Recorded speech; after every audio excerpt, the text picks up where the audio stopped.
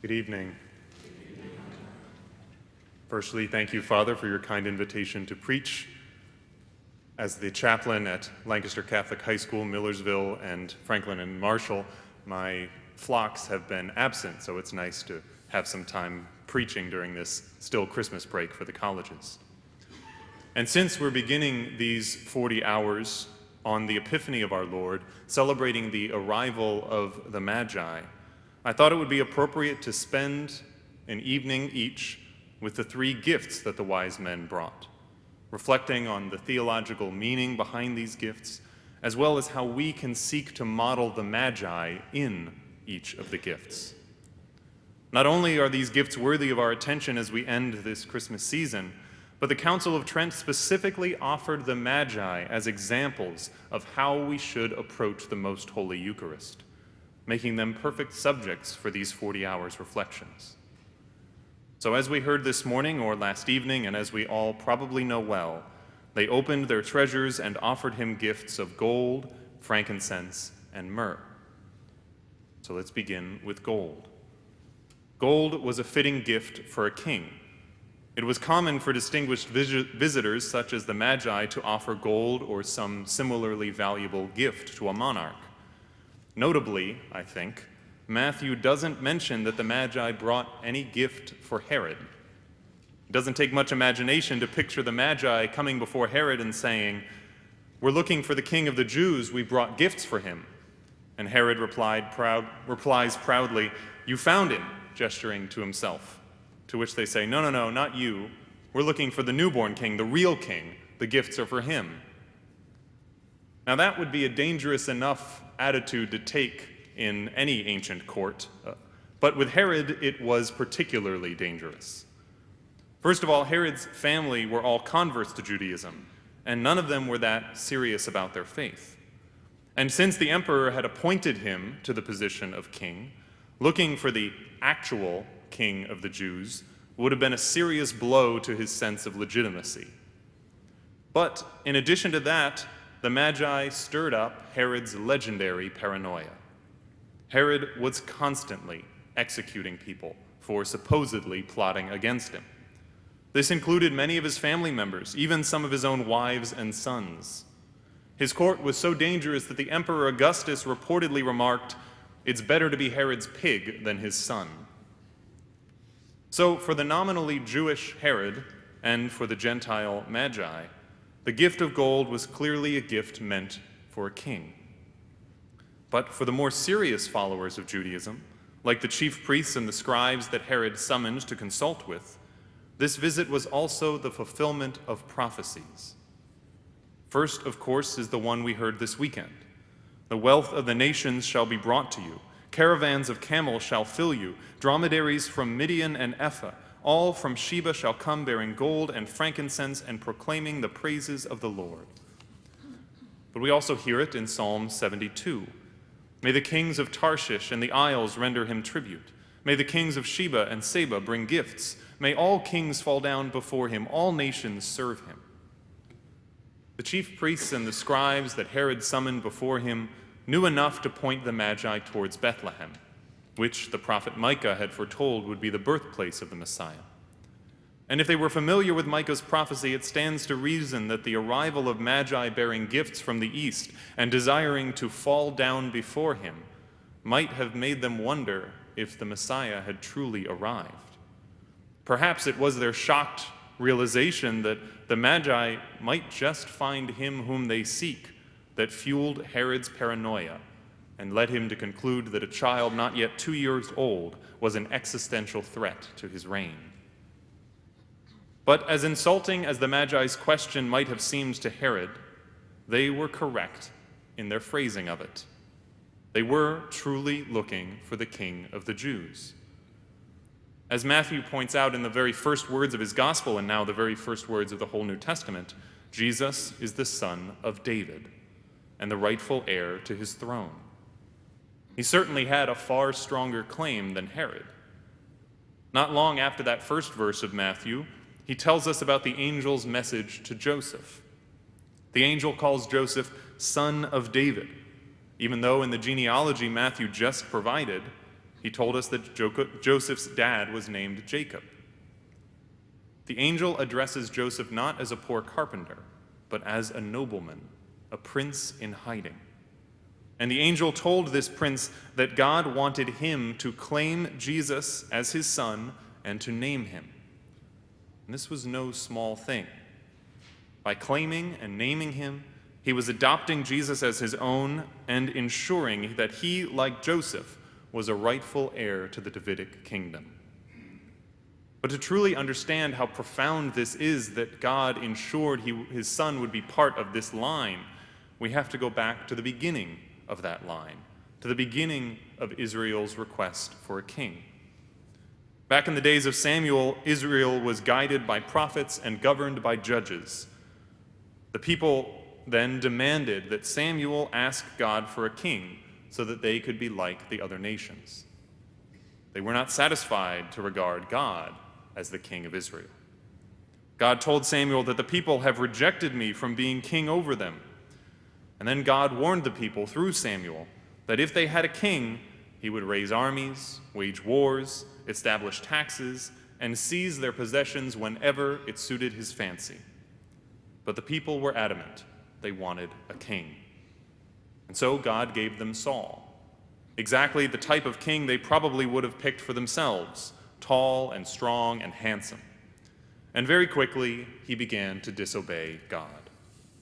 Next, God gave them David, who was humble and small, a young shepherd with a deep faith. And Saul responded much like Herod, with suspicion and paranoia, frantically seeking to murder David. When David came to power, it seemed like things were finally on the right track, but he fell into lust and had Uriah murdered in order to marry his widow. David's son Solomon also seemed like a good king, filled with unparalleled wisdom, but even he failed to trust in God, and things only got worse from there. Everything God had predicted through Samuel had come to pass, some of it with sobering precision. Most notably, I think Samuel prophesied that the king will take the best of your fields and vineyards. King Ahab would later do exactly that, demanding the vineyard of Naboth for himself. And when Naboth refused, Queen Jezebel would arrange to have him put to death.